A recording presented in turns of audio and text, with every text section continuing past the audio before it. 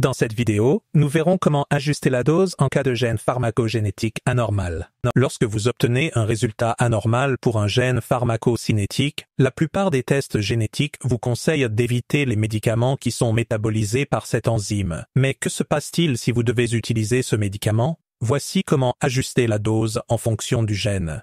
Pour les mauvais métaboliseurs, nous allons nous inquiéter des effets secondaires lorsque la dose est trop élevée. Il faut donc commencer par une dose faible et aller lentement. Commencez par la moitié de la dose habituelle et augmentez-la 2 fois plus lentement que vous ne le feriez normalement. Diminuez la dose cible d'environ 30 à 70%.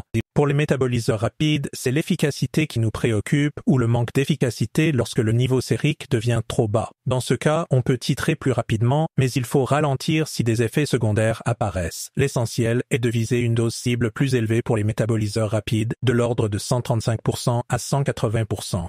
Ces chiffres ne sont que des estimations approximatives. De nombreux autres facteurs que la pharmacogénétique influencent les effets des médicaments. La règle la plus importante est donc de doser en fonction de la réponse de votre patient. En cas de doute, et si vous avez besoin d'une confirmation supplémentaire, vous pouvez vérifier le taux sérique de la plupart des médicaments psychiatriques. Résumons les points clés de cet exposé. Certains patients réagissent bien aux médicaments qui sont métabolisés par des voies modifiées par leur génétique. Plutôt que d'éviter complètement ces médicaments, vous pouvez ajuster la dose en fonction de la façon dont ils sont métabolisés. Pour les métaboliseurs faibles, vous pouvez éviter les effets secondaires en commençant lentement et en visant une dose cible plus faible en la réduisant de 30% à 70%.